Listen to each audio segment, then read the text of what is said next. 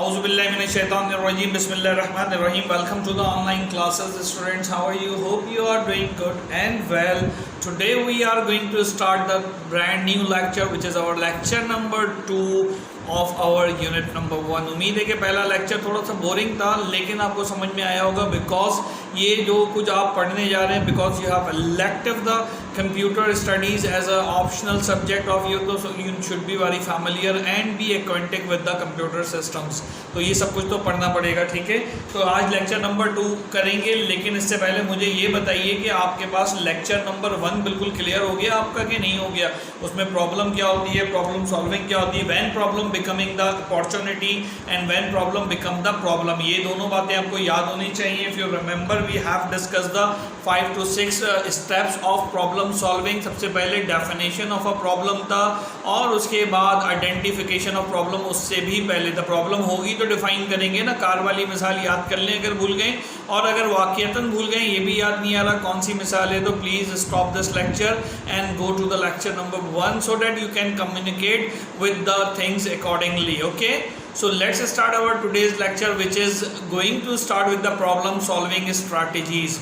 मेरा पहला सवाल ये है आप लोगों से कि भाई स्ट्रेटजी से क्या मुराद है. ये जो वर्ड लिखा हुआ है आपकी स्क्रीन पे हाईलाइट हो रहा है, और इस स्क्रीन पे हाईलाइट होके ये वर्ड थोड़ा सा क्लोजअप भी कर देते, नज़र आ रहा है. ये स्ट्रेटजी क्या होती है, ठीक है. स्ट्रेटजी क्या होती है, a set of the alternatives और द अप्रोचेस. यहाँ लिखा हुआ है series of the approaches. Strategy क्या है, हमारे पास अप्रोचेस की सीरीज है. ये करेंगे फिर ये करेंगे फिर ये करेंगे. इसकी बड़ी आसान सी मिसाल आपकी क्लास 1 से क्लास 10 तक की जर्नी है. 1 अच्छे से पास किया, 5 तक आ गए, 5 क्रॉस करके सेकेंडरी सेक्शन में आ गए, फिर सेकेंडरी में बायोलॉजी या कंप्यूटर साइंसेज आप अलग करते हैं अपने करियर के ओरिएंटेशन के मुताबिक, and finally you have completed your matriculation certificate, ठीक है. तो वो आप कंप्लीट करके फाइनली आगे बढ़ते हैं. तो what is strategy? Strategy is nothing but is a future plan. It is a plan how to resolve the thing, may be a problem or the opportunity, ठीक है. अब आपको अपॉर्चुनिटी मिल रही है, उस अपॉर्चुनिटी को कैसे आप जो है अवेल करना चाहते हैं, तो you come up with the different strategies. You come up with the different strategies. यहाँ तक ये बात समझ में आती है. तो स्ट्रेटजी होती क्या है हमारे पास, ये आपने समझ लिया. Strategy are design according to the nature of a problem. ये नहीं कि गाड़ी का रेडिएटर खराब है तो you are designing to change the ignition of a car. ये नहीं करना है आपने, ठीक है. It should be a flexible and it show the various step to reach the solution. 1 step शायद ही कोई सोल्यूशन होता है. जैसे अभी क्लास 1 से 10 तक की जर्नी की और 10 से मास्टर तक की जर्नी, तो ये there are the several smallest और short term objectives which we need to cover. छोटे छोटे से ऑब्जेक्टिव्स हैं छोटे, और उनको हमें कवर करना है so that we can achieve our long term objective. तो strategy is nothing but it is a plan, it is a side plan, it is a map to achieve the long term plan और objective. जो अपना long term plan और objective है उसको achieve करना होता है. प्रॉब्लम सॉल्विंग स्ट्रेटजीज क्या होती हैं, सारी इफ एज बट. अगर ये करूँगा तो यूँ हो जाएगा, और यूँ हो गए तो ये नुकसान भी उठाना पड़ेगा अपने प्रॉब्लम को सॉल्व करते हुए. तो ये सारी चीज़ें जो हैं हमारे पास प्रॉब्लम सॉल्विंग स्ट्रेटजीज को डिनोमिनेट करती हैं. So let's start with the problem solving process. Problem solving process क्या, it is a step by step process. The 4 basic steps involve in finding the solution of a problem as given below. ये 4 steps हैं, मैंने आपको 6 लिखवाए हैं. इसमें सबसे पहला स्टेप जो यहाँ लिखा नहीं है, आइडेंटिफिकेशन ऑफ अ प्रॉब्लम. पता चला देयर इज नो प्रॉब्लम और आप इलाज करा रहे हैं. एक बच्चा जानबूझ के नहीं सुन रहा है ना. जैसे 2 दोस्त आपस में शर्त लगा रहे थे, सामने वाला आदमी लंगड़ाता हुआ चलता हुआ आ रहा था, तो उन्होंने शर्त लगा ली कि जनाब वो इसके दाएं पाँव में लंग है या बाएं पाँव में इसके लंगड़ाहट है ना. तो उन्होंने कहा ठीक है, आएगा तो पता चलेगा. जब वो बंदा करीब आता है तो पता चलता है उस बेचारे का जूता छोटा था या एक पाँव में जूता नहीं पहना हुआ था. तो आप समझ रहे हैं पाँव में मसला है, पाँव काट दिया आपने बराबर करने के लिए, बाद में पता चला उसके शू में मसला आ गया. तो there should be a problem or not. पहले तो ये देखना है हमें, once you identify the problem then define the problem. जैसे मैंने आपको बताया कार वाली एग्जांपल में या और दूसरी एग्जांपल्स के अंदर, अभी क्लास वाली एग्जांपल बताई, तो आपने सेकंड स्टेप क्या करना है, डिफाइन द प्रॉब्लम। अच्छा, आपकी किताब के हिसाब से this should be a first step, और वो जो आइडेंटिफिकेशन ऑफ अ प्रॉब्लम है वो प्री स्टेप होगा, इसका यानी इससे पहले का स्टेप होगा प्रॉब्लम सॉल्विंग से। Once you identify the problem then the first step which you need to go is define the problem. ठीक है, तो प्रॉब्लम डिफाइन कैसे होती है, उसके बाद second step generate the alternate solution. Once you get the know how about the problem then what you need to do, you need to go with the alternative solutions, और उन solutions में से कोई एक सिलेक्ट करने, सारे एक साथ नहीं। ये नहीं कि आप पता चला मैट्रिक साइंस प्री इंजीनियरिंग भी कर रहे हैं, उसी वक्त प्री मेडिकल से भी कर रहे हैं, उसी वक्त आईकॉम भी कर रहे हैं, ऐसा पॉसिबल नहीं है। You need to opt one of the solution. उसके बाद उस अल्टरनेटिव को सिलेक्ट करके फाइनली चौथा स्टेप क्या है, उस सॉल्यूशन को इम्प्लीमेंट, दाखिला ले लिया, अब पढ़ाई में लग जाओ, तो ये आपका सॉल्यूशन है। Then you will get the result and to get the solution of your problem. ठीक है जी। Hello viewers, if you like our online lectures, so keep subscribe, like and share our YouTube channel. The channel link is on the screen, the NCPSS and the HSPSS online lecture, and the next one is Professor MM Manzoor official. Okay, so problem solving के जो steps हैं बेटा, ये 4 steps हैं। Question आप लिख लें अपने पास, write the steps and explain all steps of solving the problem. ठीक है, ये हमें जो है पता होना चाहिए। तो यहाँ पे आपके सामने एक डायग्राम भी आ रही है, स्क्रीन पे नज़र आ रही है पूरी diagram. Define the problem, generate the alternative, उसके बाद implement the solution, choose the solution and then implement the solution. अच्छा, अब यहाँ पे जो नोट करने की बात है ना, वो ये है कि ये देखो यहाँ पर ये जो है ना सर्किल बना हुआ है, नज़र आ रहा है ये सर्किल, ये यूँ गया, फिर उसके बाद ये यूँ गया, और यूँ जाने के बाद ये यूँ गया चौथे स्टेप में, और आपने नोटिस किया कि चौथे के बाद ये दोबारा फर्स्ट स्टेप पे आ गया।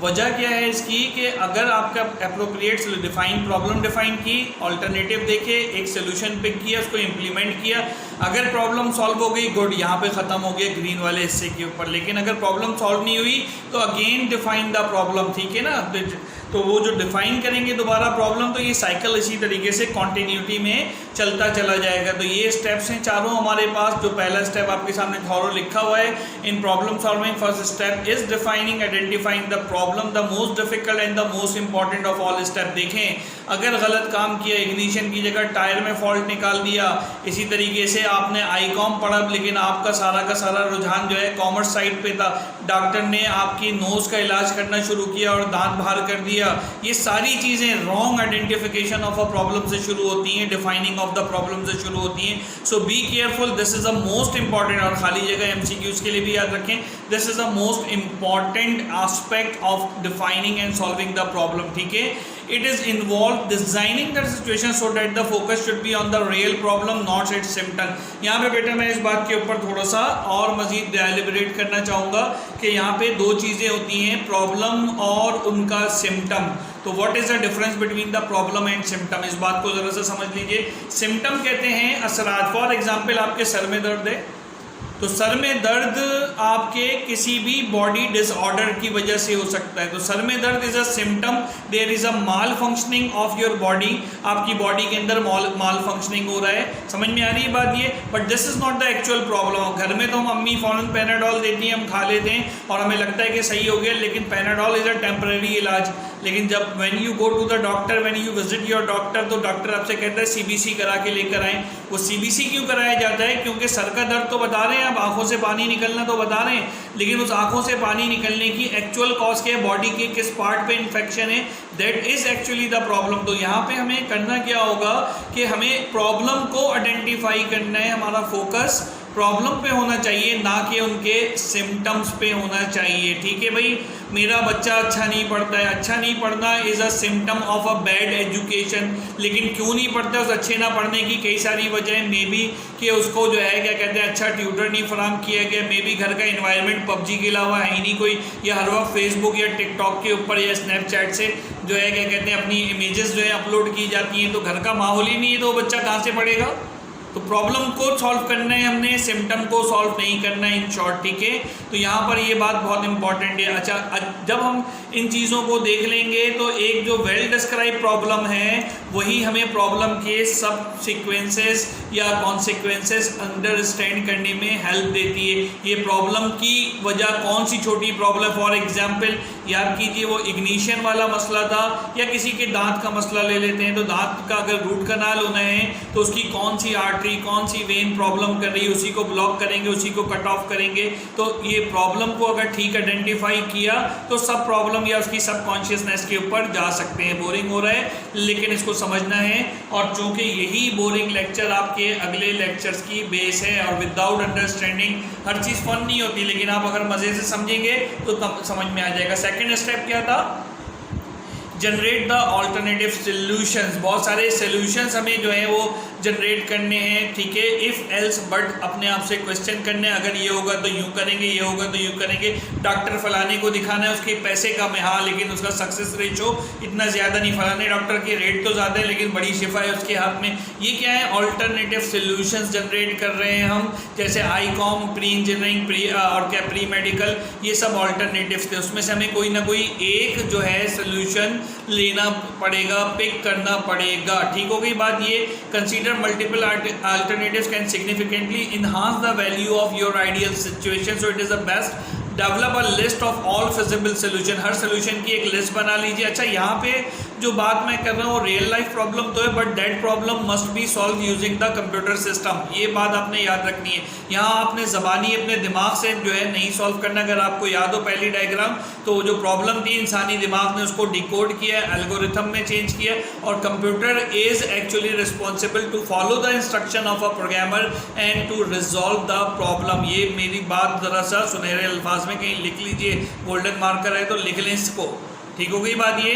सो it is a best to develop the list आपने डेवलप करनी है। Thinking and team problem solving techniques are बहुत यूजफुल। ये दोनों टेक्निक्स के नाम आप याद कर लीजिए, थिंकिंग और कौन कौन से हैं। एक तो थिंकिंग है। अच्छा, इसमें थिंकिंग की भी दो किस्में होती हैं, क्रिएटिव थिंकिंग होता है, लेटरल थिंकिंग होता है, और इसी तरीके से टीम प्रॉब्लम सॉल्विंग एक जो है स्पेशलिस्ट की टीम है, और हर आदमी अपने अपने हिस्से का रोल प्ले कर रहा है। जैसे बजट बनाने की बात कर लीजिए, और कोई कंप्यूटर सॉफ्टवेयर की बात कर लीजिए, तो वो सारी की सारी चीज़ें आपके पास होती है। तो थिंकिंग क्रिएटिव भी हो सकती है, लेटरल थिंकिंग भी हो सकती है। दो टाइप्स मैंने बताई, नोट कर लीजिए, क्रिएटिव थिंकिंग और लेटरल थिंकिंग, ठीक है। क्रिएटिव यूजुअल थिंकिंग है हमारे पास, लेटरल थिंकिंग में we aspects all the dimensions of a problem, कि शायद कहीं से सोल्यूशन नज़र आ जाए, ठीक है।